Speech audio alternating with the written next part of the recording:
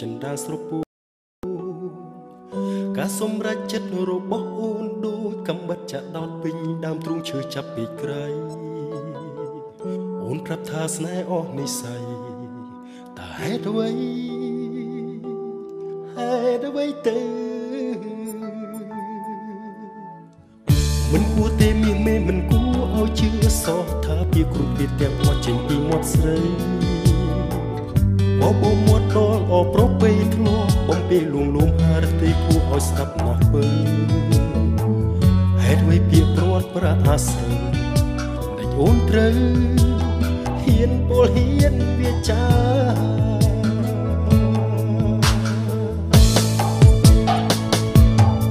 បើសិនអូនអាចព្រមទទួលយកម្លេះអូនយល់ពីចិនដាជប់ចាប់ក៏ឈាមស្ទើរតែខ្សែសងខាស្រង់ទឹកនេត្រាបងនឹងថាអត់ខ្លឹមសារចំពោះអូនទៀតពីពេជ្រមិនសែនក៏នៅស្ទះពេញទ្រូងរៀមរាមិនអាចហា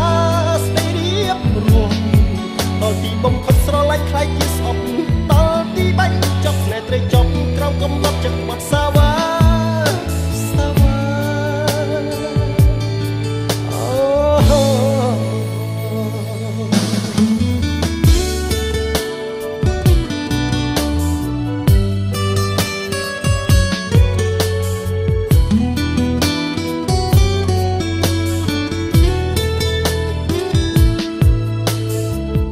មិនគួរទេមាសមេមិនគួរឲ្យជឿសោះថាពីគ្រប់ពីទាំងអស់ចេញពីមាត់ស្រីបបមាត់ដល់អប្រពេធ្លាប់បំពេលួងលោមហារទេគួរឲ្យស្ដាប់ណាស់ពើហេតុអ្វីពីព្រាត់ប្រាអាស្រ័យតែអូនត្រូវហ៊ានពលហ៊ានវាចា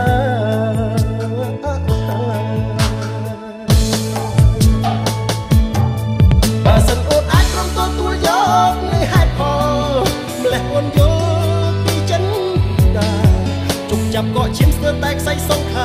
ស្រង់ទឹកនេត្រាបងនឹងថាអត់ខ្លឹមសារចំពោះអូនទៀតពីពេជ្រមិនសែនក៏នៅស្ទះពេញ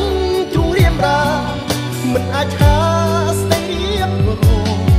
ដល់ទីបំផុតស្រឡាញ់ខ្លាយជាស្អប់ដល់ទីបាញ់ចប់ស្នេហ៍ត្រូវចប់ក្រោមកំណត់ចិត្តមកសាវ៉ា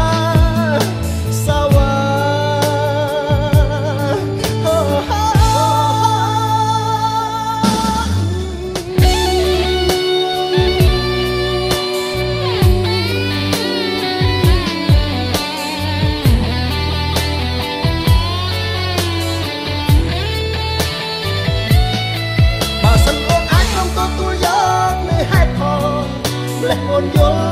ពីចិនដាជប់ចាប់ក៏ឈាមស្ទើរតែខ្សែសងខាស្រង់ទឹកនេត្រាបងនឹងថាអត់ខ្លឹមសារចំពោះអូនទៀតក៏នៅស្ទះពេញក្នុងទ្រូងរៀមរាមិនអាចហាស្ដីរៀបរួមដល់ទីបំផុតស្រឡាញ់ខ្លាយជាស្អប់